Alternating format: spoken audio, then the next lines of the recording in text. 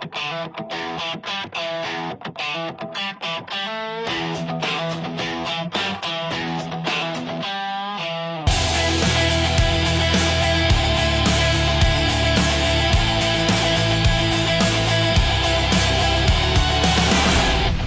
to the All Access Entertainment Podcast. I am your host, Joseph Bruen, and we continue on with Sci-Fi Week, a very special guest this week, not just from Star Wars, but beyond. We have so much to talk about. He's done so much. Ladies and gentlemen, the great Derek Lyons. Derek, thank you for joining us. Lovely to talk to you, Joseph. Obviously, I spoke to you pre this recording, and it is a pleasure. And I made my jokes about my agent. As you know, there he is. It's my agent for this year, Mr. Father Christmas, Santa Claus. He's lovely.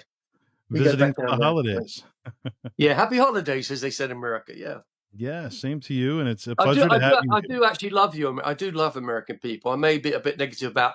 I won't go into politics now, but I do love individual Americans. My sister is an American citizen. She lives in New York. And my half sister, she lives in off of Central Park. Yola, her name is. But yeah, but I've been to New York once. I loved New York. It was a very nice place. Lots of nice people there. And have you had a chance to visit any of the, be a part of any of the Comic Cons this way? No, I haven't been invited yet. I don't know why. I mean, it's a very strange thing because obviously, most of us people, because we're retired now, it's nice to get, your travel and expenses and all that kind of jazz. And most people are okay. But yeah, I mean, it hasn't really happened. I don't know if it's political. I have no idea. But it would be nice to come to, not a large one, but a kind of, because they can be like a meat market. I'd rather go to a very small mainly fan-based event, like in some town or whatever. The big, really large ones, I won't mention names. They're very impersonal, and I like to what's the word for it? Engage with the fans and tell my stories. I like to involve them because I'm a fan too of Star Wars and many other films. But and I like that because I'm not, as Robert Mitchum once said to me. Believe it or not, he said the whole business, Derek, is smoke and mirrors and full of horse shit. So I don't take myself seriously. I do joke a lot, and I make jokes of myself. A bit like Roger Moore. He was a Libran too, and he used to be self-deprecating. I'm thinking of another word. No, yeah, deprivating. That's the word. And and I think the way I don't really look at myself as any better than you or anyone else. It'll be great to have you out here. Hopefully we can eventually get out here. Yeah, that'd be great. It would be nice. It would be nice to get the gang who you've interviewed this week, the whole lot, connected with your podcast, and say, look, I've got these guys I've interviewed and see what happens. Absolutely, yes. Now let's rewind to the very beginning. Growing up as a child, what were some of the first films that you remember, first memory of watching movies? Right, movies-wise. Let me think. I would say the Marx Brothers. Oh, yes. Groucho. I love Marx Brothers, W.C. Fields. I like the older films, even in any movie with Cary Grant. I just like the old black and white movies, the golden age of Hollywood, really. James Cagney, George Raft, those kind of movies, like the gangster movies, Yeah. But yeah, I think the first films I saw James Bond when I was. I saw James Bond when I was about 7. I think it was Goldfinger, and then I saw Manchester Secret Service. But I saw most of the Bonds. My grandmother used to take my grandmother Nora used to take me to cinema every Saturday, and then she would take me afterwards. I was looking forward to having my fish and chips. I don't know if you know what that is in England. So it was great on a Saturday. It was a memory. But no, I've always been a kind of movie buff. I love movies. I love silent movies. Charlie Chaplin and I love all those kind of movies where I like black and white. Really, I'm a big fan. I love Woody Allen. I'm a neurotic. I've got issues, like Woody Allen. But I really love Woody Allen. I love things like Manhattan, and I love the black and white films. I know there's a lot of controversy about him, but I love it. He's one of my favorites of this generation. Yeah, Woody Allen. So yeah, if that's if that answers your question. It's, Yeah, no, absolutely. Was there a thank you. particular influence, I guess, that more so than others that really got you to think, you know what, this is something I want to give a go. I want to try this out myself. What it was, my father knew a lot of the stuntmen in the film business. So, and my uncle Terry Duggan, not Terry Mountain, Terry Duggan was an actor stuntman. He worked on 2001: A Space Odyssey. He was the one of the apes who gets jumped on by a panther, and yeah, so he that was a kind of connection. My uncle Terry, my godfather too, and then uh, where I lived in Islington, or in near Highgate Cemetery, they used to film at the end of my road because the cemetery was there. So I used to watch. I was only maybe about 4 or 5, because in those days kids used to get run down the street. It wasn't like now when worries about children. But in end of my road, I used to watch it. I thought, what's this about? And then I got interested in. It's been in my DNA, I suppose. I've got my grandfather's cousin is an Irish tenor called Joseph Locke. He's quite a well-known Irish. He's dead now, but they did a movie with Ned Beatty called "Hear My Song," so that's a connection. And my other great uncle was a Asian and one of the most famous Irish yodelers, believe it or not. Oh, So very nice. I've all these influences. It's not one specific thing. It's just influenced by different. It was like destiny, I suppose. And then I joined. My father got me into the Film Artists Association in 1975. In fact, and a year later, working, went to university. Well, went to kind of college. And then I was called by Central Casting to work on this film, which then it was called The Star Wars. Right, and So that became such an that's the way I got it. It's through stuntmen. It's through my father's, as Nosher and Dinny Powell, Gary Powell, this stunt coordinator. He's a friend of mine and he's still for many years. He's um he's the stunt coordinator on the last Daniel Craig movies. He did all the stunt coordinating. Marvelous chap, he is. Yeah, down to earth geezer, as I say. And tell us about that experience. Star Wars, your first big project. This was something special, but although at the time it was a small budget, and maybe a lot of people didn't know it was going to be as big as it would become. But what were your Yeah. thoughts going into that project? Well, I was at college in Camden Town, and I got a phone call from the Central Casting. Now, Central Casting is for supporting artists. It's people go into that. I must explain this because people get mixed up with stuff. You're better in America at this, but you know, Roger Moore, Sean Connery, list is endless. They all started at Central Casting and were supporting artists. I don't like the word extra, and then they became what they became, directors. Everything. So I got in and I got a phone call saying, can you come and have a fitting at Shepperton Studios? I never knew where Shepperton Studios was at the time, even though they were based at Elstree. I went down. I was a bit nervous. Do you have any black shoes, Derek? And I had trainers mainly, like Adidas trainers and stuff. So I went and bought myself a pair of, leather kind of shoes, and slip-on ones. Very nice. And so I went down and they fitted me in this costume, which was the Rebel Honor Guard stroke medal bearer costume. They took a Polaroid of me, and I thought, well, am I going to get this or not? I don't know. I don't know because no one knew. So I waited, and about a week or so later, so they want you for this, and can you be available for these 2 weeks plus at Shepperton Studios for this film, The Star Wars? So I ended up going there, and it was actually at the time, it's kind of controversial, but I always like to tell the truth. It was I was at college, and there was a girl called Ingrid, and I told Ingrid, she was like of Polish ancestry, and she said, "Oh, my brother Robert is also going to be on this film with you." I said, "All right." So when I get down on the first day, I met Robert. She told me what he looked like and stuff, and then so Robert and I were on this film called Star Wars.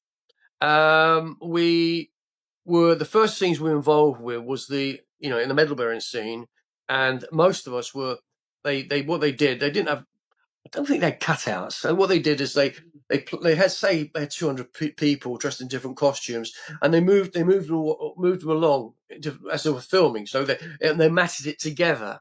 Sure. So I'm at the front. No, I'm at the back with a few people. Nick Joseph, in fact, was next to me at the back on that scene with Robert and several other people. And so they didn't know what the hell they were doing. I mean, George Lucas, I love him dearly. I met him on Indiana Jones: The Last Crusade. He remembered me for some reason because I reminded him what I did. He said, "Yeah, he's a very good, great guy." So they didn't know what they were doing, because it was a very low budget. I didn't know any of the cast. I didn't even. I mean, I most probably. No, I didn't know anyone on that. To be honest, yeah. No. And so what they did is they tended to use people in different scenes. So anyway, I can tell you about the medal bearing scene if you want me to. You want to do it? Yeah, Shall I talk sure. about that? Yeah. Absolutely. Yeah. So first of all, myself and a guy called Robert, I can't remember his second name, but I'm going to try and find out what his second name was. We were chosen, and it was actually an assistant director called Terry Madden, still alive, good friend of mine on Facebook still. I've seen him at a few cons. He said, "You." Oh yeah, that was. Sorry, guys, let's go wind it back a bit. We were on set, we're doing that scene. We went to lunch, but we came back early because I wanted to see this robot, which was R2D2, And me and Robert, we went up and we looked at it, and then we heard his voice shouting, "All right, you two, don't come on set to another 15 minutes. You're not wanted now, dude." Okay. So as we were walking away, I heard this click on the radio. He said, "Oh, come back over here." And I was like, because I remember being at school, the teacher shouting at me. I was like, pretty nervous. So he said, "Oh, you two, stand up there." So this is where the scene was going to create the scene for the medal bearing scene, right? So they initially placed me in the middle and Robert to the side. So they explained what we're going to do. We're going to go forward with this medal, in fact, like the medal here. Do you see that one there? Yep. Yeah. And you're going to go and then go to the right. And it's like a certain amount of steps to do it. So I did it. I've always been pretty good because I did martial arts and, I always know where to put my feet. I had a natural instinct for that. But poor Robert, he told me he did ballet. He had lots of hair. I mean, because don't get it was 70s, everyone had long hair. It was, my hair was fairly decent, I suppose, like a Tom Cruise cut, And he walks. So I do my bit, and he comes, and he basically was like wobbling back and forth like this, not being a linear, like you're supposed to be like an army person, all that, the marching, the caters, right. Say the Marines in America, the caters, and he got it right. He screwed it. So they elbowed him. So what they did then is they looked in the crowd, and they picked Nick Joseph, And so he came up, and I'm in the middle, so Nick's we rehearsed it, and Nick was on the side when he coming in, of which I later did. And so we rehearsed it, then we were going to film it. And then we went to lunch. That's right. When I came back from lunch, now I don't know if this is true or false, but when I came back, I wasn't standing in the middle anymore. Nick was in the middle, and I was on the side, which did me a favor actually, because I'm, you see a bit more of me in the scene than him. Not being egotistic about it, but I want to see myself on the screen. I'm a young boy. I was just 17 and a bit. So we did that scene. I said to Nick, "Look, Nick, they've told me that you've got to go there. Okay, I don't know. I don't know." So that's why I got on with Nick for a while, but not. I mean, I don't know. I won't put him down too much, but he's sending me nuts, to be honest with you. But anyway, he's an older man now. So we did that scene, and that was it. During that scene, Carrie Fisher, I mean, she had this beautiful dress on, and as Lucas quite rightly said, in space in the future, no one wears any underwear. Do you remember that line? Have you heard that before? No, I haven't heard that before. Yeah, he said they don't wear bras because you could literally see a silhouette. It's a bit like Lady Di, that picture of Lady Di, Princess of Wales, when she's got that dress on. You can see right through the camera. The lights behind. And so, oh God, I had a massive crush on her. So one day she's got this. She's wearing, I think, some sandals or something like that. And I noticed because the makeup were around her doing her makeup and, the wardrobe and making sure this is right, the pampering around the main artist, And she kind of goes down and looks, she kind of touches the toe. And I said, I'm really shy. I was very shy then. I said, oh, hi. Well, and I didn't know her name. I said, well, can I help you? She said, yeah, I think I got something, my foot. So I went on my knee. It's absolutely 100% true. And I said, you got a splinter in your foot because the set was all, it's wood and it's like, it's all been plastered and, there's wood, a set has many different things, bits of wood and all that stuff. So, and I managed to pull this little teeny thing out of the foot, and she said, oh, what's your name? Oh, thank you, Derek. And she kissed me on the cheek. And I went red. I was so red. And now I would say I was red as the Imperial Guard, I really went red. I was so embarrassed, but she loved that. And I got on very well with Carrie. I liked her very much. Kenny Baker, lovely. I was friends with him for years, and his son, Kevin. Anthony Daniels, he was a bit, I won't say too much about him. Everyone knows what he's like.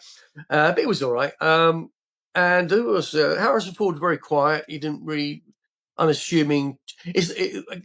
Harrison looked as though he didn't want to be there, as far as I'm concerned. Gotcha. Mark Hamill was fabulous. He was very, wide-eyed American boy. I didn't realize he was about 8 years older than me. I didn't realize that. And so during this filming, I said to Mark, and old Peter was very, at lunchtime, I just remember this. At lunchtime, I used to go to I think it's called the Bulldog Pub at Shepperton. And I used to have a ploughman's lunch. Now, ploughman's lunch, if you come to England, is basically kind of like a baguette, bread with pickle, onion, cheese. Yeah, that's they call that. That's what they call it. I can't remember what I said. Oh, my mind's gone. But anyway, that so English lunch. And I used to sit with Peter Mayhew, and we used to have a beer and at lunch, most lunchtimes. And I said to Peter one day, I said, Peter, you've got such large feet. I was just being naive about it. And he said, in his like Bristol accent, he said, well, Derek, I have to get made. All right, okay. And he has to get made. And he told me what he did before. He was a porter in a hospital. Really nice chap. Got on very well with him. So anyway, I think it was either that day or the day after, I said to Mark, I'm going to bring my camera in. Now, I didn't have a proper camera. I didn't have a Canon or, we didn't have like digital cameras then, obviously. I had a little Brownie, which is like film. The film was very thin film. I still got the negatives upstairs. So I said to Mark, is this go? Because there's a set just around the corner from H stage where we were based, where we had the food and everything. And it's where they filmed Oliver, the movie. Oliver with Ron Moody, and people know that. One of my favourite movies. And he's like, yeah, Derek, go. So went around there, and there are photographs out, which is my copyright, where I've got photographs of Mark and me, me and Peter, because Peter joined us. And we had loads of photographs. There's a photograph which Mark took of me on the set. So I had all those photographs to this day. Then we went back on set. We did the filming, and then during the filming, once I finished that scene, Terry Madden said, "Oh, we'll use you for something else." So he took me away and dressed me as a Rebel Honor Guard, which I didn't know the name of that then. So I'm the guy on the left of screen. The other guy on the right is Lorne Peterson, was the model maker for Lucasfilm at the time, Canadian guy, and he's the other Rebel Honor Guards. As the doors open and the heroes come through, I'm on the right with the pike, holding this long black stick, and he's on the left. So we filmed that, and then once I filmed that scene, because it was all shot in different angles, obviously, POVs, point of view, and all that stuff. Then Terry said, "Oh, we're doing another shot now, and it's the one with Alex McCrindle, General Dodona. So they put me at the very front row. So I'm sitting in the front row. There's Alex McCrindle, the guy with the beard, General Dodona, and a lot of the people used for other things, pilots, and you got Garrick Hagan was my friend Garrick, who I got a message from a few days ago. He was meant to be in that scene where they got this Scottish actor who does a dialogue with Mark Hamill about this Death Star, and several other people who went on to even greater things in that area. And then we shot it, and you see me getting up, may the force be with you, and we're going off to our adventures in space to just destroy the Death Star. And Terry Mann picked me up again. He said, "Oh, come with me." So I ended up doing another scene. I said to Terry recently, I said, "Terry, I was all these scenes." He said, "You know why, Derek? Because I liked you." Right. Yeah, because I did it. Because I hit my marks. So he took me. There's a guy called Peter Roy, he's a lovely chap. I've been very well recently. And there's a scene with Alex McCrindle, Carrie Fisher, looking at the plan of the death of this like a war room, and there's this sheets of this plastic, the see-through plastic. When you do like any war room, you like you mark this, with the crayon or. So I'm actually seen, but back of headshot with this grey boiler suit in the background. I can spot myself. I know it's me, but it's just like for more movement in. So I'm seeing it quite a bit, which is quite funny, really. That's great. I mean, that it's an experience that I'm sorry. Yeah, it's an experience that you Yeah, certainly won't forget. I mean, it's become a huge piece of the culture, especially here in the yeah. sci-fi world, But as far as the sets go and the costumes, can you tell us a little bit about the costume in detail, what they were like, your particular Yeah. kind of Okay. Well, my one I think was ex-British military costume, because what they did, they had a very low budget, and they mixed and matched stuff together because they didn't have the budget to make. So they put stuff together. They most probably went to Lawrence Corner, which is a place in those days where you can get lots of military stuff. Military, what they call it now. sure. Stuff which has not been used anymore. I can't remember the word that they use for it. And so they got it all mixed together, and it's really funny because everyone had to bring their own shoes. In fact, I was just remember there's one shot I've seen of this guy in it was on the side when the heroes walk through, and it's a great photograph, and he's wearing a pair of not high heels. In the 70s they had those shoes which were platforms. He's got a pair of Right. platforms on, which is totally that thick. But no, the costumes, like my one was particularly, it was a very hot summer in May, I think. It was a very hot summer, and I think when you're younger, you can handle the heat a bit better. But I had my shirt underneath it, my underpants, my pants, but it was a kind of itchy material. I don't really like wool that much. I like mohair, but it was, it can be very extremely itchy. But I wore that. Yeah, it was. I had one costume which we used doubled for both the characters. The only difference me wearing the helmet as the rebel and a guard. But it was comfortable. Can't complain really. Yeah, it was hot though. As far as you know, were they salvaged after the fact? Were they discarded or Uh, I think a lot of them went back to. I think it could be Berman's and Nathan's in Camden Town, because I used to go there quite a lot. I think they were put back there. Now a lot of them are going on. I think my costume, which was my costume, because I was 32 waist, 32 chest, 5'11" and a bit, much slimmer then than now. As we get older, we get fatter, don't we? And the mine was. I know a guy in is it Spain? He bought my costume. I know it was mine immediately. He showed me pictures of it. I don't think it had my name in it, but I knew by the size it was mine. yeah.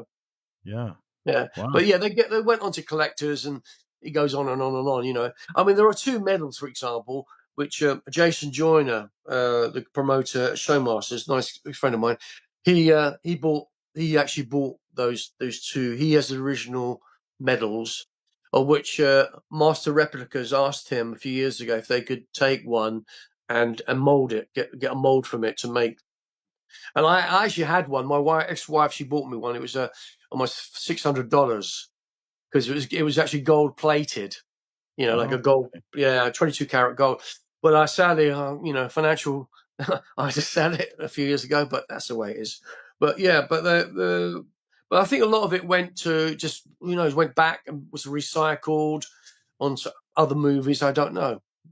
and were Because you a part it of? wasn't important. And those, they didn't, with hindsight, they could have said, oh God, let's put this in a special container and we can do this and do that. I don't know. I think, I don't think they were bothered. And that's the normal thing. I mean, during the filming of all films, back then you would just discard it afterwards, and it is what it is.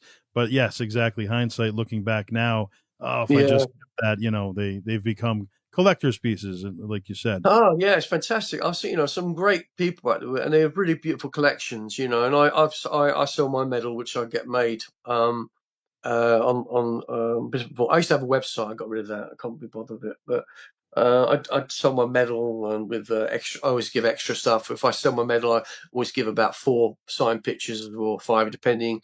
And I always make it special. If there's birthday, I give them a Star Wars birthday card or with it. So I make it, not just for the money, but I make it special for each person.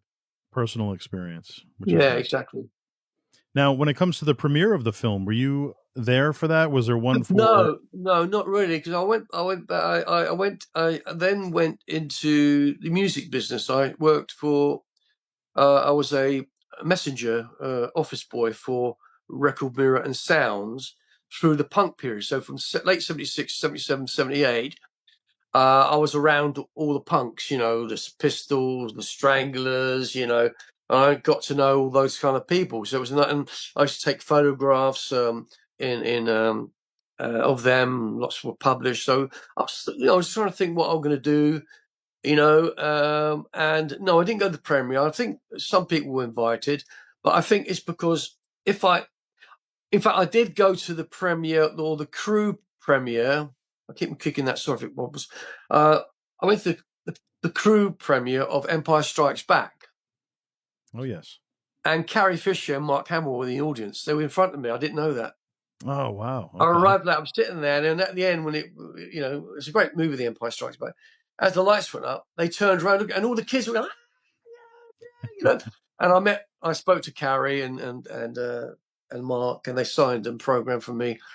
Yeah, and it was great. That's the only one I went to. To be honest with you, I could have pushed it up for other ones, but I did visit Mark Hamill's. When he was doing Empire, he was either that or Jedi, and I was working. I left that music business and I went to work in a record shop in Carnaby Street and the King's Road. And someone told me, "Oh, Mark Hamill is living up the road in Glebe Place." So I went one day and knocked on the door, and his wife, who he married, still married to, she was a dentist assistant because what happened? He had a car crash. Oh. It might happen. Well, in the film, I think after Star Wars, when he went back, they had to make it though had an accident, but they had to rebuild his nose and his face and his teeth. So Wow. he met his wife, who was a dental assistant, during filming, just after Star Wars. It was it was Empire, yeah. During Empire, yeah. He had. Oh yeah, you really look it up. He had a terrible accident, poor Mark. Wow. But yeah, it was. And so I went and I said to his wife, say to Mark, I've always wanted to see him, see how he is, but I've never really been able to kind of connect with him, sadly. But it'd be nice to see him. Yeah. And being a part of that film, you said you went on to music at that time. Right after that, what Yeah. happened when it became such a giant film? What were your initial thoughts when you said, "Wow, that really became something I didn't expect"? Well, basically, when I die, my gravestone will say, Derek Lyons, the man who worked on Star Wars. Right. But it's when I worked in the music papers, I used to go to get copying this kind of stuff. It's not wasn't digital then, and you get for advertisements and all that stuff. So I used to go to CBS Records quite a lot in Soho Square, and Jonathan Morris and Simon Frogsham, they were the main guys in the PR department there. I mean, they looked after Michael Jackson, everyone, you know. And I used to go in there because I used to carry the pictures of him and show them. And every time I walked in, he's Derek, Star Wars boy. There he is. You know, so everywhere it's kind of followed me, and I've always, said, "What do you? Oh, what do you want with Star Wars?" So all my life has been interconnected with Star Wars in some capacity or other. So I'm very very grateful for that. It's the first film I ever did. You know, I was at least just 17 and a bit in those days. You know. Right. And I But guess yeah, it's it has followed me all my life, and it's given me. I've been to Japan. I've been to most of Europe. Not America yet. Come on, America. Um, so yeah, I've been to. I mean, I've made, you know, considerable amount of money to a degree, but it doesn't go anywhere. There's, money just flies. right. But yeah, yeah, it's always been connected with me during my life, and I've met some wonderful people, connected fans, some promoters, other actors who I became friends with. I did a movie a few years ago, a documentary called Elstree 1976. Have you seen that? Have you Yes, seen that came out in film? 2015, and I just bought it on Blu-ray and watched it. It was great. Yeah, yeah, and you look at the extras because I've got more on the extras on it. Oh, I haven't watched the extras yet. When you see the film, when you see the extras, there's more footage of Oh, me and John Chapman, my friend John, who was also was hired it. He's seen in that photograph. Oh, by the way, that photograph what they took when they took me off set. There's a photograph looking at the war room from General Dodona's point of view. And because they pulled me off, they put another person in my place. So that photograph, which I missed, they have a really elderly gentleman is sitting in the seat I was in for that shot. But there we go. That's what happens. What was my point? What was the question? Sorry, I'm gone off track a bit. Oh, well, we were just covering, music, and then Star Wars becoming as big as it did. Yeah. I say it's followed me all my life. I'm sorry, I kind of go off in one. Maybe got Oh, that's fine. ADHD. I Yeah, don't know what I've got. Whatever. But I kind of wander. I've got so much in my brain. I can, yeah. you know. Well, that's the thing. You've experienced so much, and fast forward to present day. Do you still have a passion for music? Yeah, I know. Oh, yeah, I mean, I was very close friends with Marvin Gaye, the singer. I met him. I met him by chance when I was working in the record shop in Carnaby Street, and I was with him from 1980 to late '83, before he went to America and sadly got shot by his father. And I still dream about him. We were very, very close, and I still love music. I love the Beatles, the Who. George Harrison, one of my favourite Beatles. And I worked with George a few times on his movies. And I spoke to him many times. I worked on that one with Madonna's Shanghai Surprise, and with Madonna and Sean Penn. And I spoke to George on that, and his wife, and Olivia, and Danny, who's now a big boy now. But yeah, I kind of always loved music. Always been connected with music in some capacity or other. I sing a bit. I trained as a singer with a woman called Jean Marshall at the Trinity College of Music. I can play the guitar a bit, but I'm pretty lazy. That's my trouble. I'm pretty lazy. I'm getting lazy as I get older. What was Marvin Gaye like to be around? He was a very, very in Italian, you would say simpatico. He's very, very kind and gentle. He. I was meant to be involved with a movie a few years ago called Sexual Healing, and it was actually what's his name? Julian Temple invited me to dinner, and I had to tell him some stuff which they didn't in all the biographies or anything else. I know more than most about Marvin. And that fell. It just didn't happen. And he still owes me about $2,000. There we go. Oh, But another story, it happens. Sign a contract. So yeah, Marvin was. It's like when I worked on a film. go straight to his apartment. Well, I've been Park West up in Edgware Road or Hendon where he lived briefly, or Rutland Gate in Knightsbridge he lived for a while. But I used to hang out with him, and I said, Marvin, why do you like me being around you? He said, Derek, you're a true spirit. You're true.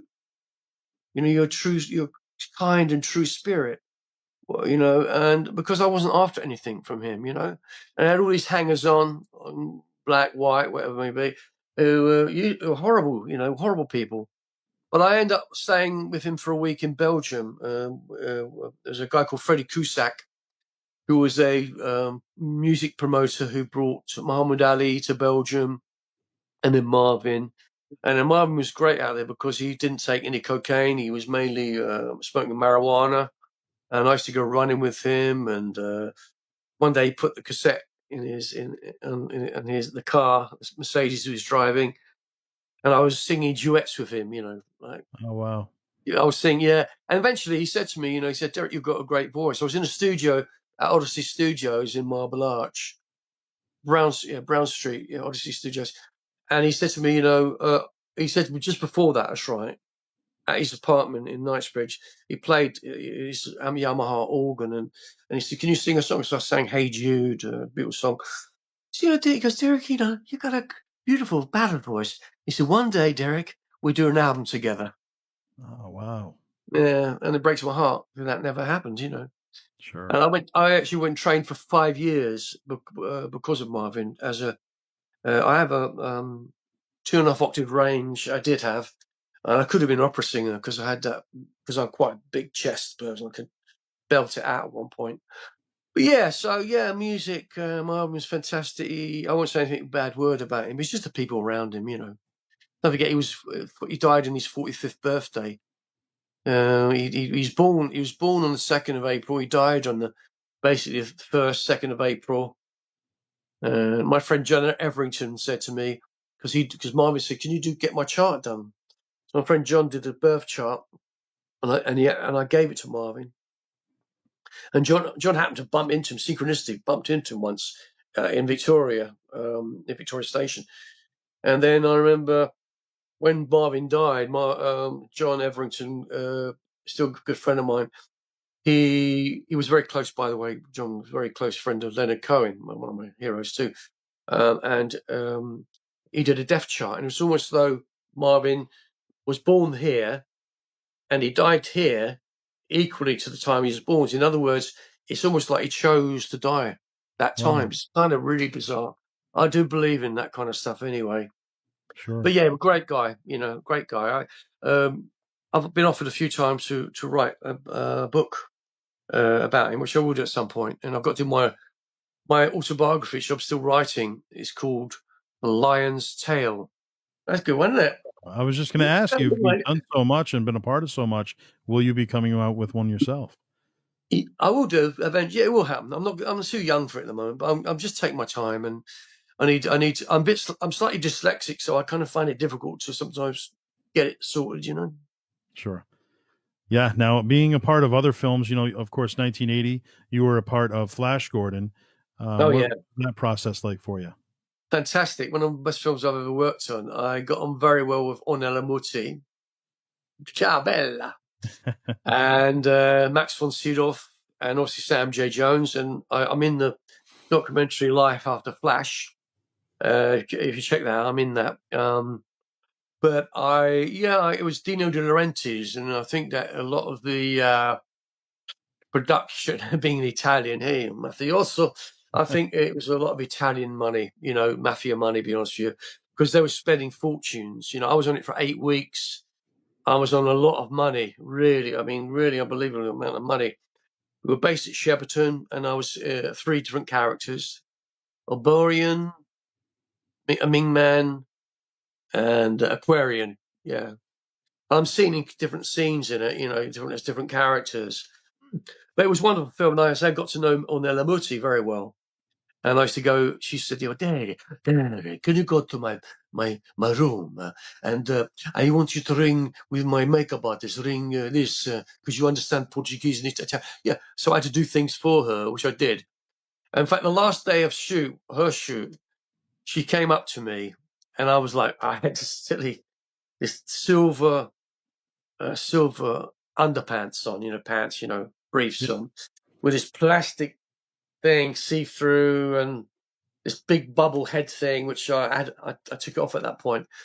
And it's very revealing for a man. And the girls look good, but the guys, See, and I suddenly tapped on my shoulder and looked up, there's Ornella, out of costume and wearing very stylish Italian people, she had this like jumper, tied there with the hair was immaculate, dressed in these beautiful blue slacks. And I mean, really beautiful, horny lady, I must admit. But when you say that word, but yeah, and I got on with her. And I actually contacted her before my wife left me in 2007 for another man. I contacted her in Italy, in Rome, for her agent. It could have been her daughter, I'm not sure.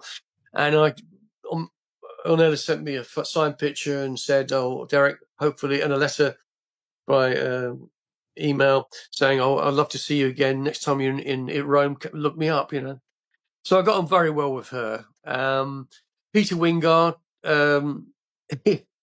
played Clytus in it. He was a character. I met him several years later at a convention, and I reminded him what I did on it. And yeah, he was a very flirtatious gay man, but he was lovely. I loved him dearly. But yeah, great movie to work on. Yeah, Flash Gordon. In 1983, you would go on to Krull, which a lot of the Star Wars actors, or a few of the Star Wars actors, would appear in. Any memories of that? Well, yeah, Krull was a great movie. A lot of stuntmen were in the Dark Slayer, the Dark Slayer's costumes, but they needed two people of a different kind of build to be a White Slayer. There was only two White Slayers. Now, I was one White Slayer, and the other White Slayer was a guy called Dominic Wymark. Dominic Wymark lives in America now. His father was a very good British actor called Patrick Wymark, who worked on a movie called Where Eagles Dare with Richard Burton and Clint Eastwood, and also I'll call him my dad, Terry Mountain. And so yeah, so yeah, that was Patrick Wymark. So me and Dominic were the two White Slayers, and our involvement was with this tiger. And what they did is they built this set where they let us on the set, and had a camera kind of hidden, but so yeah, it's like a kind of circular thing. And they let us in one end, and when they let us in, we couldn't get out. We were at least 10 feet from the ground or more. And they had this real tiger from David Chipperfield or Billy Smart Circus, I'm not sure. And they didn't feed it for a few days. And what they did, they had this slayer, just a model of a slayer, and they put like red meat inside inside where the head is. You see the costume. Sure. And so we're behind this glass perspex thing. That's it. That's like before it was perspex. And they let the tiger out. Now the tiger, not being stupid, and they're very powerful creatures. Their paws are like double the size of my hand. Right. Rather than going for the figure, which is the same height as me, it ran straight towards us. Now, there's no way out. You couldn't get down the stairs because we've got this costume which weighs about 200 or 300 pounds. I mean, you can only walk like this. It was so heavy. And we were really, crapping ourselves, really. It was like that scary. And we did a 2 or 3 takes like that. But the tiger's still running, and they had these guys called chippies who put wedges on this area, which basically was a way of they could take the perspex out, put it back, and put some wood. Like this, something like this. This is like something like this, like that. Oh yeah. And they would wedge it. That's for kind of the sofa. Okay. They wedge it, but as the tiger went forward, its claw managed to get around the perspex, and I tell you, we were boom, boom, boom, boom, boom, boom. Oh yeah. And I mean, that was done, and we eventually got through it. And so I went up to Nostra Powell, one of the stuntmen. Is it Nostra Denny? No, Denny it was. I said, Denny, look, because they've been paid stunt money, which is about £300 a day plus whatever they do. Now I was on a minimum of, like, I suppose, because we got money for the wearing the costume and all this kind of stuff. So I was on about £80. In those days, got a lot of money, £80, like $180 or $60, plus overtime, etc., etc. So I said, look, to this first assistant, I think it was Andy Armstrong. I said, look, I've got or was it maybe Andy? I'm not sure. I said, this is stunt money, for God's sake. Even the stuntmen told me that. So, because they saw what happened, they knew,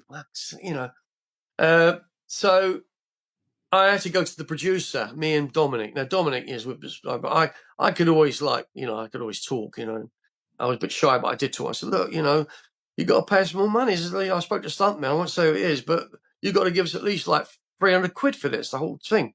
Anyway, Right. we managed to get a bit, not £300, which is $600 plus. We managed to get another £150 on top, which is, we were happy with. I got about $200 for that. So yeah, we worked on it quite a long. Ken Marshall, was it Ken Marshall was the lead actor on it? You had Freddie Jones, his son's an actor now, Toby Jones. I used to drink with him at lunchtime at the Pinewood bar, and there were a lot of really great actors.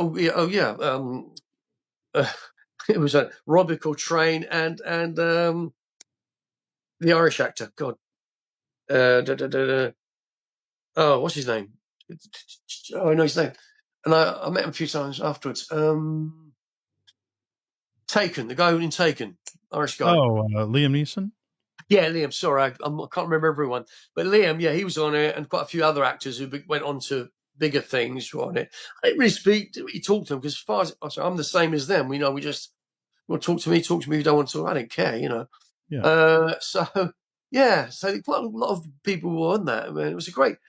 I mean, it's got kind of cult status now, and there are figures made of me and other such things. But it'd be great to do an event with Kroll, at one point. Sure. Yeah. I don't think that's been done, right? No, not yet. Well, actually, the director was the same guy who directed Bullet, which was God, I can't remember, names are going out of my head.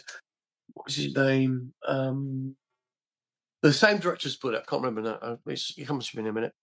But yeah, he directed it, and it was a great movie to work. One day they said they put me in another costume because I was so good at the other thing, and I had to hold one of the horses. A scene where they will get killed by the Slayers. And I'm holding this horse. I'm not a really good horseman. I'm not a very good. Well, I like animals. But I'm holding this horse, and the bloody horse stepped on my foot, and it was, Oh, that is painful. That is bloody painful. Excuse my language. Yeah. Peter Yates. Peter Yates was the guy who directed it. okay. Now he worked with Steve McQueen, my hero. And he's directing us. Yeah. Now, Yeah, it was for great. fans that aren't aware, kind of walk us through the auditioning process. Now, obviously, it can change from film to film, project to project, but Yeah, for yeah. your personal experiences, what has that been Well, like? sometimes I was very lucky that I got calls from the assistant directors, and sometimes straight from the casting directors, because word gets around. Like one assistant director called Terry Bamber, I did a lecture with Michael Stevenson and Vic Armstrong, stuntman, over a week at Pinewood, talking to up and coming assistant directors about the business and et cetera, et cetera. But the letter which I got from Terry said, Derek always hit his marks, was on time, always hit his marks, and delivered. So, because when you get that, you basically get called up direct. So a lot of the stuff I got called directly, and I didn't have to use central casting too much. But I did. I did audition for a film called the Dave Bowie film, Catherine Deneuve, The Hunger. I auditioned for The Hunger with was it Ridley Scott, I suppose? Was it Tony Scott or Ridley Scott, director? I can't remember. And I got it, basically I'm dancing and singing, that's all. But yeah, some auditions you get and some auditions you don't. But no, I've never had a problem with auditions, um, yeah. But generally speaking, I was picked. It's like when I worked on Victor Victoria. I was in the gay club scene next to Julie Andrews and the late James Garner. I got on very well with Julie, and yeah, a really lovely lady. Um, and the first assistant on it called me up one day because I finished the stuff I did. I was, Derek, we want you a little kind of part as the photographer's assistant. Now it was a scene involving John Rhys Davies, who plays Salah on Oh, yeah. Indiana Jones: The Last Crusade. Him, Robert Preston, who I spoke to on the film, and obviously Julie. And I'm actually in the scene. They've got the old kind of old-fashioned cameras, and I'm just basically doing some bits and pieces around it. It's kind of feature. I didn't speak at all, but I was chosen for that, so that was really nice. And it's like John Rhys Davies. I worked with John on Ivanhoe, Indiana Jones, Victor Victoria. He sent me a message once. I've got a video which he sent me, and so for a friend who was an actor who went out. And he said, "How are you, Derek?" And so I like them, the people like that, because they're just down to earth. And but yeah, audition wise, I didn't really. I've done a few. I can't remember what I auditioned for, and what I didn't get. It's so long time ago. I remember just working. The only reason I was in the business is to work, and I didn't want to be famous. I didn't want to be like, imagine being Tom Cruise or someone like that. And every time or Johnny Depp even, I prefer, you know. At a restaurant and suddenly you got the paparazzi and they want to know about what cereal you eat and what you. I didn't want that. I never wanted that. That's why I never really stepped across the threshold of becoming a star. When I did the TV show called The Bill as PC Craig Lovell for 5 years, that's when I had my opportunity of really becoming a well-known person, which I did to a degree. But sadly, I lost my house at the time and everything went crazy. I've just got married, and this is just life. It changes everything. Sure. 1987 to 1991 was the bill. First getting that gig, what was that like for you? That Oh, initially. I still dream about it today as though it's still working. It was in the 80s to 91. It was great. It was like a team effort. Everyone was, all the supporting artists, walk-ons they were called, and I got like a contract as a part towards before I left, sadly, and as PC Craig Lovell. Uh, it was just a camaraderie. It was good, but then when I left it, it went downhill because it was trying to be too American, kind of not Hill Street Blues, but he was going down that kind of way where it wasn't really like British as it was before. I Sure. still got friends like Mark Wingett and John Altman and a few other, not John, Mark Wingett, I worked with on Quadrophenia and several others I remember. Yeah, who I see occasionally. Yeah, but yeah, I Now, did loads of that. I did The Shining. I worked on The Shining. I worked on I did in '78. I did. Sorry, 70s. Yeah, '78. I did 77, 78. Get mixed up years. Three film. Yeah, three. Yeah, that's right. It's just Star Wars in '77. In '78, I did three movies. Right, I did Watcher in the Woods, which is quite a cult following now, Disney. And I'm seen in that. I'm in a scene with when they're doing this racetrack thing. Then I did The Shining, and then I did Quadrophenia. And after that, then I went into normal work, I think, for a couple of years, and then eventually went back into business again. Yeah, and some of your friends and fellow actors are a part of Sci-Fi Week here on the All Access podcast. What are yeah. some of your memories of the great Femi Taylor and Anthony Forrest over the Well, years? Anthony, I never met Anthony on the set because he was filming in is it Morocco where they filmed location? Yeah, Morocco is it? They filmed those scenes, with Kustark. I met Anthony at when we were filming this film called this documentary Elstree 1976. I met him there, and Femi, because her brother Benedict, I worked with Benedict Taylor, her brother, a few times, but I've always gotten very well with Femi. She's the most famous woman after Carrie Fisher on Star Wars. You know that. Yes, I mean, absolutely. it really is, and she deserves it. She's just a good, kind person. She sometimes rings me and we have a chat. But Andy Forrester, yeah, I mean, people I'm in contact with. Uh, mention some other names. I can't remember everyone. Oh, we have Anthony Forrest. We have Great guy. Ralph Morse. Yeah, Ralph is a great guy. He's the one, because I spoke to Ralph about this, because I love Ralph, and I said, "Oh, you see, you're doing this," and he sent me your details, so I could be on this. So thank you, Ralph. Yes, The Ralph. checks, Ralph the, made it the happen. checks in the post, Ralph. Of course, Simon J. Williamson. Yeah, Simon's great. He's a great guy. I've been at a few conventions with him. I wasn't anyway, because he's like a puppeteer as well, isn't he? And a bit like Toby. I love dearly Toby Philpott. He's a marvelous puppeteer, and yeah, a juggler and all that kind of We worked together on Who Framed Roger Rabbit. Oh yes, absolutely. I told that quick scene. I was in a scene as a drunk in the bar. We're watching Daffy and Donald Duck, and with this bar scene, and then just behind me is Stubby K, and then when Jessica Rabbit comes and and then and the Bob Hoskins scene.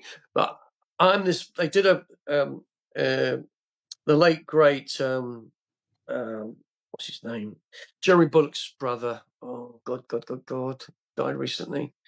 He was a producer on it. He'll come to me later. Anyway, the director came up for his assistant and said, "Derek, could you do this?" So, all right. So beneath the set was this like long pole with a tray which did that. It moved like that, right? And what they would do then is animate the penguins.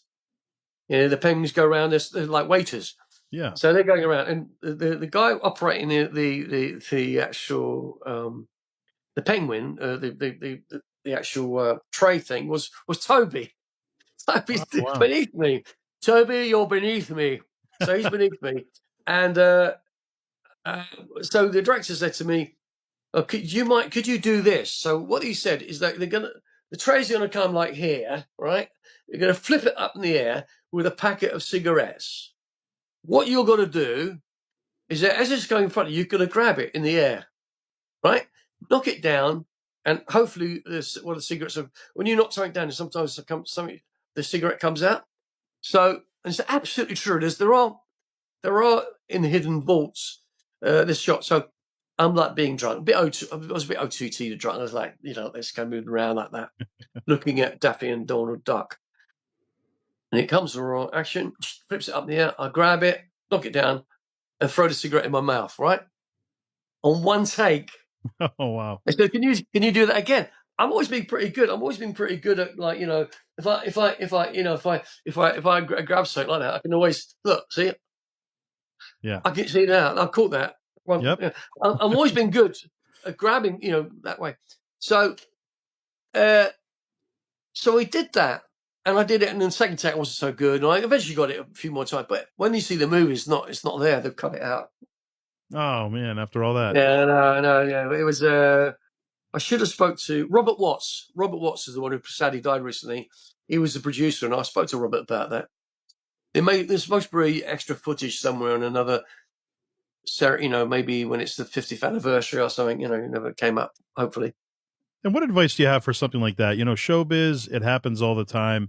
You film something and maybe it's taken out, and the disappointment is there, obviously. But, Yeah. what do you do in a case like that? Well, I'll be honest with you. There's been so many cases where I've had dialogue. Everyone thinks I'm the modern day Charlie Chaplin.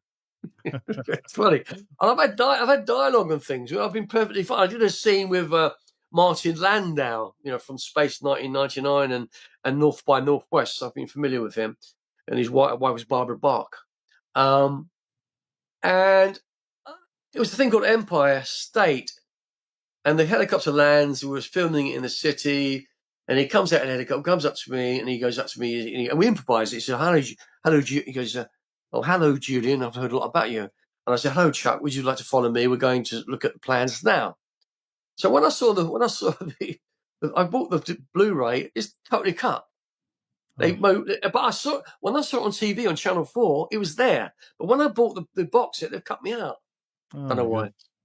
But it's nothing to do. It's nothing personal. It's just the way it is. Because don't forget, you've got so much time, and a lot of really well-known actors have done stuff and have been totally cut from the movie.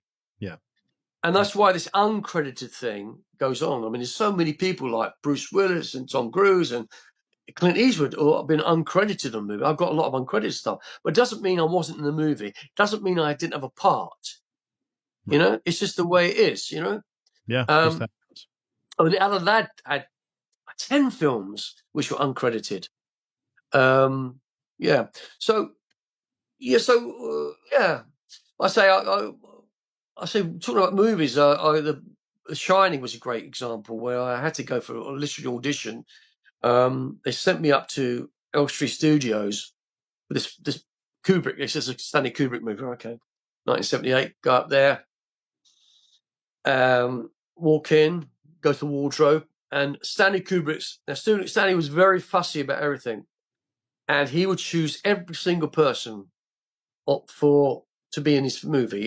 You know, he's very thorough, or thorough, as you say in America. Yes. and I went to costume, and they put me this bellhop costume on me, and they took a Polaroid, and then there's just Stanley Kubrick's assistant that came in. I had a chat with me. Do you think you'd be available for this? Yeah, and it fits you well. Yeah. I said, yeah. And I got on very well with the costume department, and this is a really thing which would be worth a fortune. In one of my pockets of the costume was a Overlook Hotel badge, you know, which was on the costume. I said, can I have this? Oh yeah, I'll take it. I had it for years, and I put it on one of my army shirts. Sadly, my ex-girlfriend, who we split up, and she gave it to her new boyfriend. Now, if I had that original thing for The Shining, it'd be worth a fortune now, you know. But anyway, get back to Stanley Kubrick. I worked as the bellboy, but also I was because it's wrapping up end of the year. We've got Jack going to have the interview as the caretaker of the Overlook Hotel, etc., etc. And we filmed at Elstree. They built the set, which was like in the interiors there, and the outside of it they're built and it's got tons and tons of salt and stuff, you know, to make it look like winter. I got on very well. Most lunchtimes I would go and have a meal with Scatman Carruthers, who became Hong Kong Phooey. He's Sammy Davis's godfather. Told me stories about Sammy Davis, and he was such a lovely. He's here, Derek. I'll pay for it, Derek. You come meet me tomorrow. Yeah. That's how he spoke. You know, like a really lovely guy. Yeah, I'll pay. You know what? Don't push. No, I'll pay for it. That's great. You know, Scatman, who was who gets the hatch on the head, doesn't he? Get chopped. But during that movie, Stanley Kubrick came up to me in the foyer, and I was dressed in my normal clothes, you know, because I wasn't because it was hotel staff. We were ready to leave. You know, we didn't have to wear we did the scenes with Jack with the costumes on. I mean, you see me as Jack goes towards the office, and I'm basically holding a pair of two suitcases beside this lift, which is not, you know, it's pretend lift, you know. And as you see me in a distant shot, but Stanley said to me, "Excuse me, what's your name, Derek?" He said, "Derek," he said, "Are you a member of Equity?" Now, I should have said yes, which I wasn't at that time, because he said, "Oh no, I can't use it. And we're going to give you some dialogue." Okay. So I knew my friend Kathy Monroe. She's also in Star Wars. She plays Zuckuss, and she's still friends to this day. And then I think Kathy is. He went up to Kathy. "Are you?" "Yes." So he gave her a line when she walks in, and he said, "Hello, Mr. Hollerant, Mr. Hollerans," or something like that. And he said, "Hi." So she had that dialogue. I would have had it, but she had it instead. But I could have lied. It wouldn't have mean, you know. But he was very strict on those things, Stanley. Yeah. And I wish I would have known that my Uncle Terry worked on 2001. It would have broken the ice with him, a little bit more. But the one thing which I got out of it is I became very like good buddies with Jack Nicholson. It's absolutely true. And every day I say, Jack, how you going, Jack? He says, hey, Derek, it's okay. And one day he's eating his cheese sandwiches, and I said, "How's the sandwiches?" I was very shy. I said things. He go, "Hey, Derek, I wish they put some effing ham in these cheese sandwiches." And he would do some really great wild stuff off set. He would hit the overlook uh, uh, reservation area and knock it, and he said, "Kubrick, I'm getting pretty horny here. I won't say the word Shelly in a minute." Shelly. And then, but anyway, at the end, last day of shoot, I brought the Shining book and the One Flew Over the Cuckoo's Nest book. I got the Shining book signed by everyone apart from Stanley Kubrick. I had some photographs taken with Jack, that's another story, which come later. And at the end of the shot, it's a wrap. I thought, I'm not going to be able to see Jack then, dude, get this signed. He turns around. He walks straight up to me. I promise you on my children's life. So Jack I'm waiting for him to sign his stuff.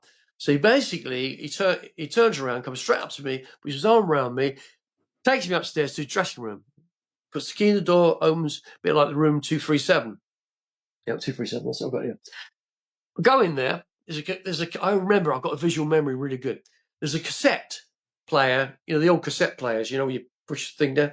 On the side, he presses the button, and it's this music starts playing. I said, "What, Jack? What's that?" He said, "Oh, Derek, I just finished a movie called Going South with John Belushi, and that music's by a guy called Ry Cooder, a friend of mine. You know Ry Cooder, don't you?" Yeah, Ry Cooder? Yeah. Absolutely.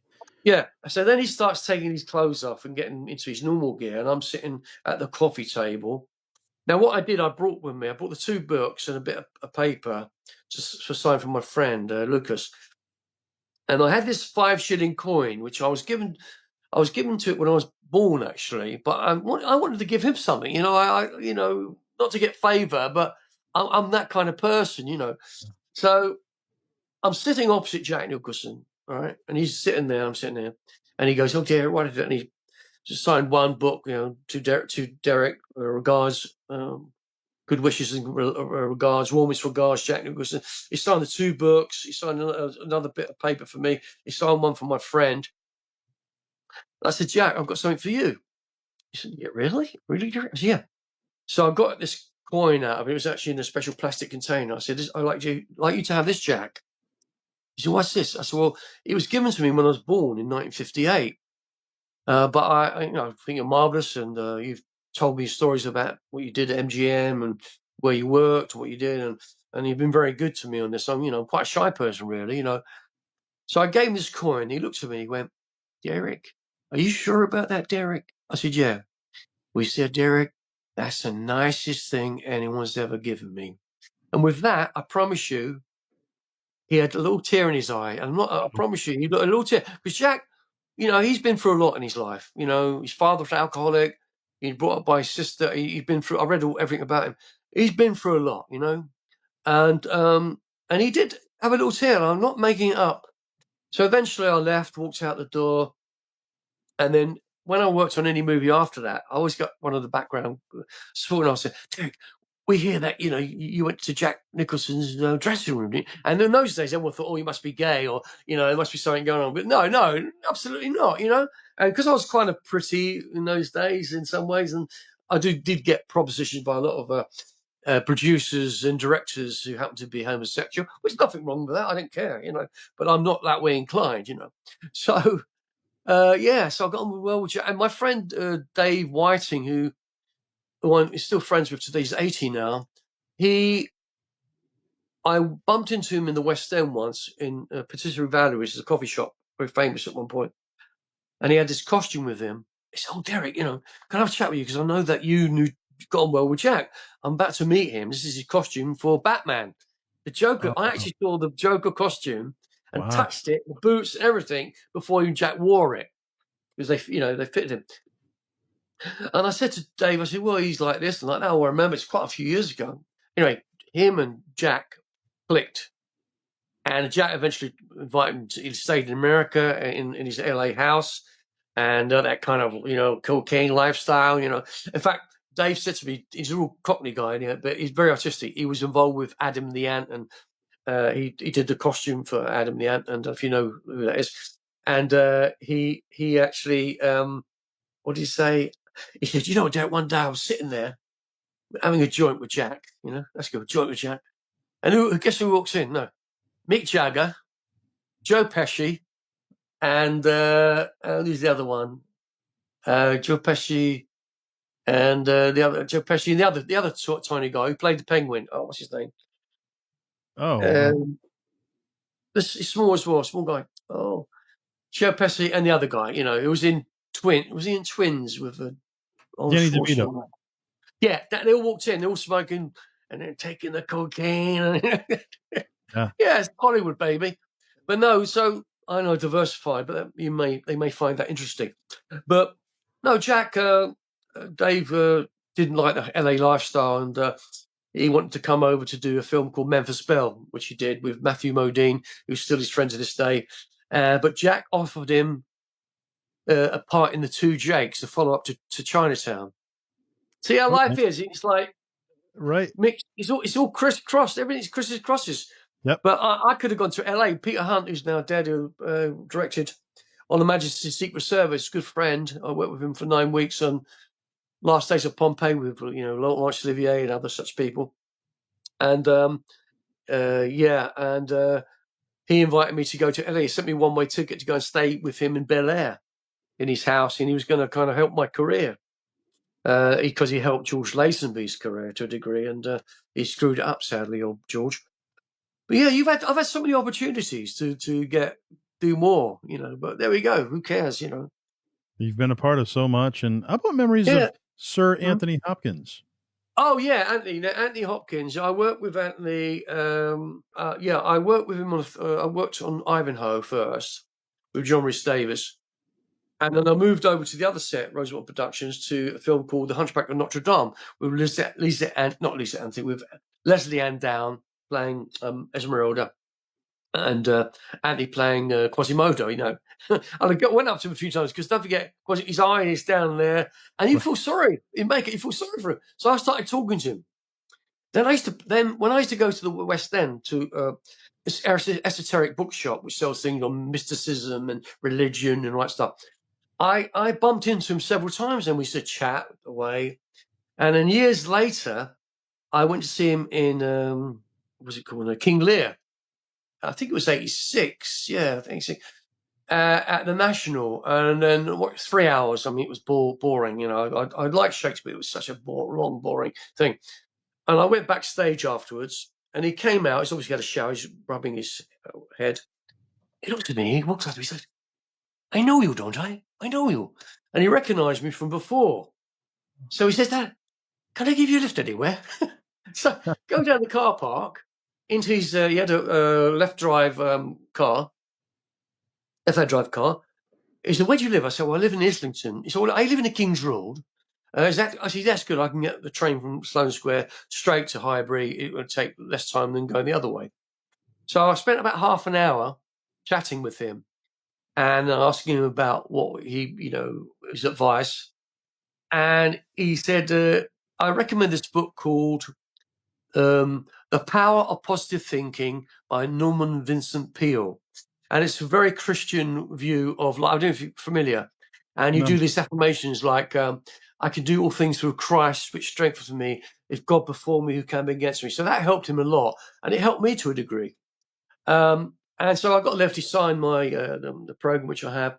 Well, I haven't seen Anthony since that time, but he's out in America now. I'm just a kind of another page in his lifetime chapter of his life. I doubt if I'm in his autobiography, but you never know, do you? Hey, you never know. Lovely down to earth. He's one of those guys on set. If it's raining and he's a star and he's got a supporting artist, he'll get an umbrella and share the umbrella with the other person. where some are too stuck up their own, and I must admit, most of the actors I like, Robert Preston, Elizabeth Taylor, Jack, what's his name? Rock Hudson. I said Rock Hudson already. Would be very down to earth, very nice people. You can talk to them. No delusions of grandeur, And that's Sure. what I like. And also Robert Mitchum. Robert Mitchum, when I worked on Reunion at Fairborough, because I think I looked a bit at the time like Christopher Mitchum, his son. And he would come up to me and say, "Hey, ask my name first. Hey, Derek, you ever tell a story about my friend in Vietnam?" And he went on to this really, really dirty joke. I won't say it on here. If you want me to, I can. And then one day I'm sitting outside the set where Deborah Carr is dancing with Red Buttons and all these other actors. It's about these ex-World War One, two pilots and soldiers who came to England and had English girlfriends, got them pregnant, and etc. It's about him meeting his daughter with Deborah Kerr. And I'm sitting with him outside the set, and they're dancing inside, and I'm sitting there with, I think, Roy Beck. He's a lovely guy. He used to stand in for him and other such actors. And sitting beside him, and he said, "Hey, Derek, Roy, see in there? There's enough flatulence in there. If I let them match, the whole goddamn thing will blow up." And I didn't know what the word flatulence meant then. It means farting, and that stuff. But it was very funny, and he was very down to earth. He was always on the supporting artist, small actor side. He didn't like all that other bullshit, Yeah. Great guy, great guy. What are some of your memories of working on the Superman franchise? Oh yeah, great. Now it's funny. There's only two people in the film business I know I've met, or three. Catherine Zeta-Jones, right? And Michael Douglas, obviously, but I didn't meet him. Mark Hamill and Christopher Reeve, all born on the 25th of September, my birthday. Oh, wow. All Okay. born, not the same year, but the same, yeah. So I spoke to Christopher Reeve, the beautiful Christopher Reeve, because I worked on Superman 2, 3, and 4. And it was a very unassuming guy, really well built. Yeah, and I was just chatting about things. He liked the women. He was always chatting the women up on the background, the supporting artists. And I said, "Look, by the way, I'm the same star sign." "Oh, really?" "Yeah." No, no. And I knew he had worked at the Royal Festival Hall in the bar. And he said, "Oh, you knew that?" I said, "Yeah, I knew that you worked there." And, little chats like that, these little chats like that. But yeah, a really nice guy. I'm seeing quite a lot in Superman 2, and one of the when Zod comes, with the three come with Yep. Sarah, what's her name? Sarah Douglas, and the guy who plays Non. Oh God, forgive me. The guy with the beard. We chat. Yeah, they come on set, and Zod makes the stuntman fall down, and we're shooting the guns, and we have to kneel before Zod. So I'm seeing that scene, and then later on another scene which I filmed with Tina Simmons, who's a lovely girl. She's also in Star Wars, and Tina.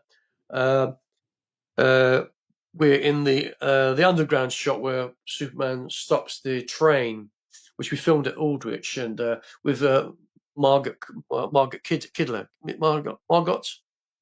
Margaret Margaret. Kidder? Yeah, Margaret Kidder. Sadly, she's gone. She was lovely.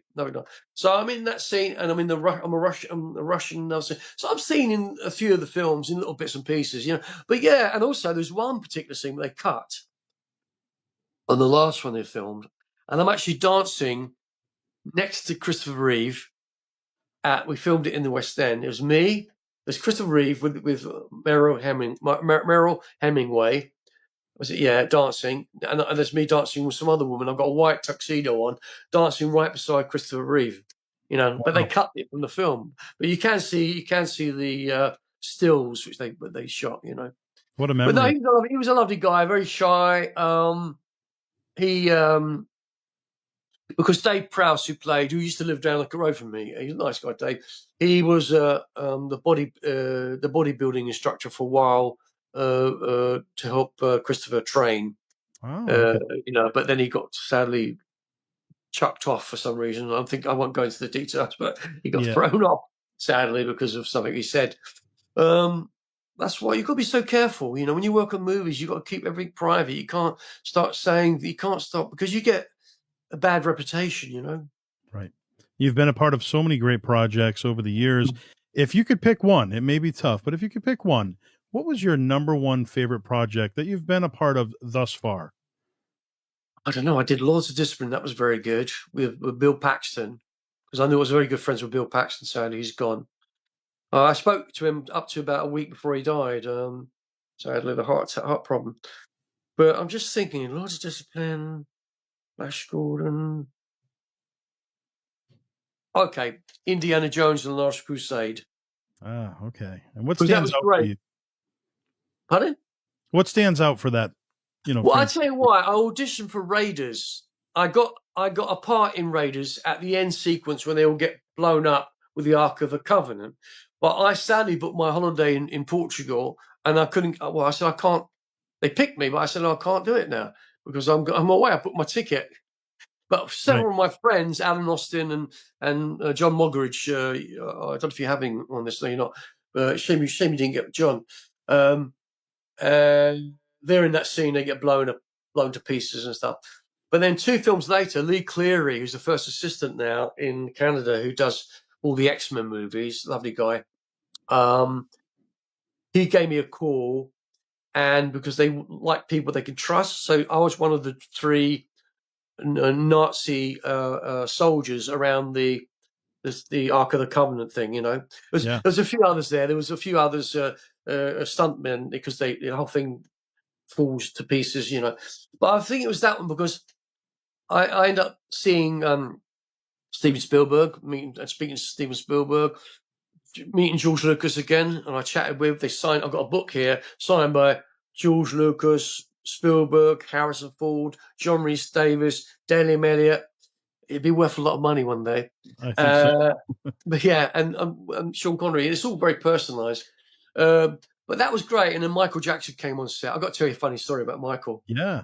I was going to see Michael. I knew CBS Records very well, so I had VIP tickets for the gig at Wembley a few weeks later.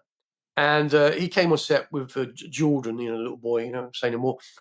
And he had 2 big black guys, bodyguards, and he comes up the stairs. We're on the rostrum, so basically the thing, falls to pieces. Where to go to grab the chalice, it goes down. But we had to walk up several, stairs to get to this thing, top of this set. And so he walks in. Michael walks up on set with his, the way he's dressed is the Brigale or Sergeant Pepper kind of clothes, And he walks up and he comes up to everyone. Now I'm standing right beside Sean, and I spoke to Sean a few times because I said I work with Jason, your son. And Sean said, what was Jason like? Was he okay? I said, yeah, he wasn't stuck up, was he? I know he was really good. He was on Lords of Discipline, He was all right. I got on well with Sean Connery. He's there beside me, and then Michael Jackson comes up the stairs, and he goes up to everyone, and he goes, "Hi, Michael." Shakes a hand. Michael. So he came up to me, shook my hand. "Hi, Michael." I said, "Nice to meet you, Michael." He goes up to, then he goes to Sean Connery. He said, "Hi, Michael." Then Sean says, "I'm sure you are," and then walks away. He puts his hand in, "I'm sure you are," and walks away from him. Totally blanks him. Wow. Absolutely blanks Michael Jackson. Yeah. Well, who knows why he did that? But Sean never suffered fools. He knew a lot about lots of things. Been a milkman, bricklayer, bodybuilder. He did everything. And I like Sean. I always liked Sean Connery. Yeah. But he knew exactly what he wanted, and he wouldn't take shit from anyone. Sorry, I should say that word. Crap from anyone. Yes, all right. We swear. I should be like from the Bronx where we talk alike. I don't fucking shit, motherfucker. And what's next for Derek Lyons? I mean, looking into the future, What are you excited about? Anything coming up that you're aware of, or any goals that you Well, have? not really. At the moment, I've got a health issue. I caught Lyme disease a few years ago in Sweden. I got bitten by a tick. I don't think you have them in America. Yeah, So I got bitten by it. It gave me. I've been bitten before, but no problem. I got Lyme disease, which then affects my joints. And I'm very, I'm a martial artist. I can do the splits. I can most do the splits still, but I can't do it anymore. And my foot. The year that was in 2023. In the following year, I was admitted to hospital because my legs started, my foot started swelling up, and I had to go to A&E. And then the hospital just kept me for 6 days, antibiotics, drips, you name it. I could have lost my foot, and so it's taken me almost a year to kind of walk a bit better than I did before. But I've been seeing the specialists, and they can't really operate on my foot because it could make it worse. So I'm in good hands, but the orthopedic guy said I need to. They could put like special pins and reshape my foot, but I'm 67 now. I'm still here, touch wood. And well, what is yeah? And what can I say? I'm lucky to be alive still. There's people far worse in the world than me. But yeah, but as you were saying, you're talking about well, I was meaning next year or this year, in fact, I was going to go back into the business. I've got an agent ready to take me on. For any part work on a TV show, or do a few lines here and there, or film, because I'm capable of doing that. But because I've had the experience. A camera in front of me is no issue. yeah, Um, uh, Dialogue. Well, a few years ago, when I did the bill and I did dialogue, I was a bit nervous. I was too, and it wasn't because of me. It's because of my other fellow actors who were looking at me and think, "Oh God, Lucky Derek is in this," and there's a jealousy involved, and I couldn't close it off, so it sure. made me a bit more aware of what I'm doing. But now I couldn't give a toss. I just do what I want to do. But yeah, I hope to go and do something in the future. Doing like once I get my health a bit better next year, hopefully 2026. It's just another day at the office. Hopefully, I'll get something. I don't know. I mean, um, I would try. Because I knew Barbara Broccoli very well from the Bond. I wanted to get when Daniel Craig got the Bond.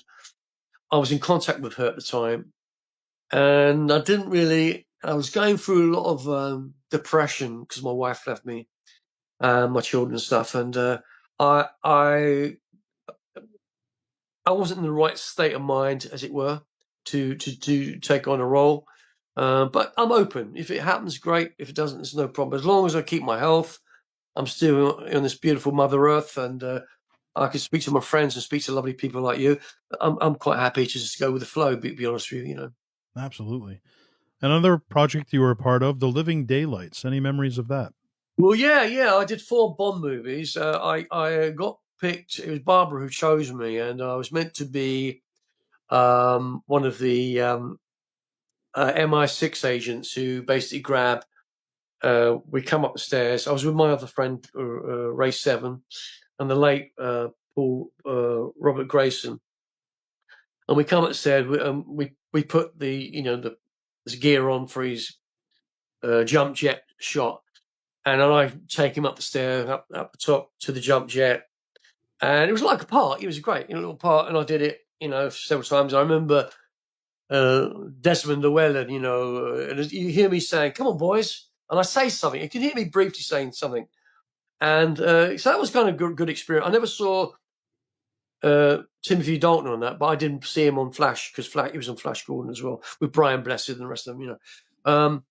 That was great to work on. I worked also on A View to a Kill. I worked with the stunt team, and I do a kind of slight fall on my back into the water on a dead body in Zoran's tank where Christopher Walken's shooting everyone, and I fall. Just it's not very high, and I'm dead. And get hundreds of gallons of water coming on top of me. I got on very well with Grace Jones. We did some shots at Ascot, I think it was, or Kempton Park Racecourse. And I happened to talk to Grace Jones, and she invited me into her caravan Yeah. and to sign one of her albums. I've got it here somewhere, portfolio on the wall there. But I got on very well with her, and she was going out with Dolph Lundgren then. He had dark hair then. He had a little part in it, and I sat for a half an hour talking to her about music with her. I said, I told her about Marvin Gaye. She said, well, Derek, I can't do her accent, Jamaican. She says, well, I actually gave him his Grammy for sexual healing. I said, oh yeah, I wasn't aware of that, but she was great. So that's that one, and I did. What's the other one? Octopussy. Oh, That was a lot of fun to work on. I was an American Air Force space officer, and it's basically when Roger Moore is dismantling this bomb. In fact, the late Richard LeParmentier and Bruce Bower, they're the colonel of the American Air Force there, and then Roger Moore's dressed as a clown, and he's doing this, and I'm holding the people back. So you've seen, let's be seen in that little bit. I remember off set, I got involved with a girl called Gilly Clifford. She's still around. She may see this later. And her father was John Clifford, who was a marvelous stand-in stroke. He'd been in every TV show, every film you imagine. A brilliant guy. And I was snogging her, kissing her, no tongues were involved. And again, I'm kissing her, and suddenly I heard this noise. It's going, and I heard this voice saying, "Naughty boy." It was Roger Moore. He walked past, naughty boy, and he winked at me, and he like smiled with tongue in cheek thing, because he saw what I was doing, and being a Libra, and maybe thought, oh, that was good, But that was great. And then I worked on GoldenEye, because I worked on the Holcroft Covenant, and I worked on the Pierce Brosnan did that TV show. What's it called? He did that TV show in America. What was it called now? Not the Ellery Queen. What was it called? He did a TV show in America, and then he couldn't get out of the contract at that time. So I did a few films with him, and we had an idea on the set that he was going to be the next Bond. And when he eventually did, we worked at Leavesden Studios. I went up to Pierce, who was sitting on his director's chair, and I said, "Hi, Pierce." And he remembered me. I said, "I'm sorry about the death of Cassandra, his wife, who was a Bond girl." He said, "That's nice of you, Derek. I appreciate that, And I worked on the Long Good Friday, which he worked on too. So our paths have crossed over the years. And so what was it now? So we had a couple of pictures taken together off set, and he was a nice guy. He didn't particularly like the director, Martin Campbell, because Martin had a really bad reputation, being quite rude to people. But yeah, working with Pierce, and I says, "Yeah, oh, it's great that you got this gig now. You're right for it now. Whereas before, I don't think you're a bit more buff than you were then, because he's quite a slim chap, But you look great." And he said, "Oh, he appreciated that, I like Pierce very much." and you were also a part of two other projects that basically are looked at as cult classics, with Little Shop of Horrors from 1985, and then, of course, Who Framed Roger Rabbit. Any memories from those two? Well, I explained about Roger Rabbit before Yeah, as we a drunk, so that we won't go over that again. But if you don't mind, but I could, if you want me to, but Little Shop of Horrors, yeah, we were in, which I think is Shepperton, and I was in quite a few scenes, but there's one particular scene where we're looking at Audrey, the plant, when it's starting to get larger because it's eating human flesh. And I think like Toby was in it, and another guy's on Facebook now, still friends. David Brubeck, David Brubeck and Toby. They were all on it, puppeteers on it. But it was just, got on very well with the lead actor. What's his name? Got a couple of names. I can remember some people's names, not everyone. Comedian. He didn't work for many years because he decided to get out of the business. But he was great. He was the main guy in it. But it was just, we did about a week on it, doing these different shots. And Frank Henson, I think he was the directing it, wasn't he? But yeah, it was just a good film. It's just another day at the office, really. And Yeah, fast nothing. forward. Oh, sorry. Go Hmm. ahead.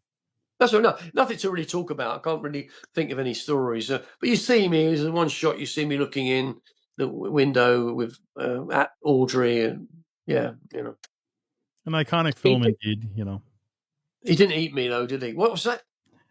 it's an iconic film, indeed. Though it is. Yeah. I've got a soundtrack. When I worked at Planet Hollywood in London, they used to play it all the time. To Be a Dentist and Little Shop of Horrors. That stuff. Yeah, great. It was a great movie. Yeah, great Yeah. soundtrack. And fast forward many years from now, when you're looking back at your career, how do you want to be remembered? What would you like your legacy to be? That I was a kind, caring, honest, truthful, a beautiful man who did no harm to anyone, who did his best. And every film I worked on, I did my best because, as a fan myself, I like to see the element, the end product looking really as good as it should look. And that's why I said to the assistant directors a few years ago, when I did that lecture at Pinewood, that it's so important that you look after the crowd, the supporting artists, and treat them with respect. And I've noticed that certain films with certain directors, like Frankenheimer, I worked with John Frankenheimer, who's pretty nasty. And the other one he was okay. Michael Winner. I worked on Death Wish 3. He was all right to me, actually. He was all right to me, but he can be quite rude to people. You usually find people like that, it creates this energy on the set, and the end product doesn't always come out right, Yeah, It puts a kind of bad jinx on the movie. sure. You've got to work. Mike Lee, I worked with Mike Lee, the English director, a few times, and I knew his wife, Amanda Redman. Is it Amanda Redman? And what he would do is you get on set with him. I think that Ingmar Bergman did the same. He would tell you the story. He would tell you what character you are. And so you're married to her, and so and so in the wedding scene through another friend, so then you had this character of who you are. Woody Allen does the same, Woody Allen, neurotic guy, he does the same. He has a script, he writes it as he goes, but he lets the people improvise around the scene, which I like. I'm good at improvisation. But no, bottom line, what you said, I just want to be known for what I did. And I say on my gravestone, it said, this guy did. No, I've been told this by my friend Spencer Wilding and several other quite well-known actors. He says, Derek, you're a living legend. I could put on the gravestone, Derek, the living legend in his own lunchtime, or Derek Lyons, legend. He works on everything. He's the Z-League of the movie industry, or the Where's Wally, something like Right. that. Yeah, because I turn up all the time. Sometimes I see things. I see, look, I worked on that. I don't remember doing that, and I'm amazed sometimes. I'm amazed at how I did it. I got away with it. But I did, because I was good at what I did, I suppose. Right. Well, Derek, thank you so much for participating in Sci-Fi Week and taking part in this interview. It's been my absolute pleasure. You've Oh, shared so thank you many. very much, Joseph. Yeah, I've told you as much as I could, and don't edit it out. Just make it a two-part. Right. No, One you've part. It's had good some because huh? you've had some wonderful experiences and really, Yeah, there's so many more stories. So many other stories I could tell you, but that'd have to be in my book, I suppose. But right. yeah, lots of. No, Joe, am I still right? You're still rolling. Yes. This is an add-on. When I worked on The Shining, and I saw The Shining, I was quite disappointed because I was reading the book while working in the movie.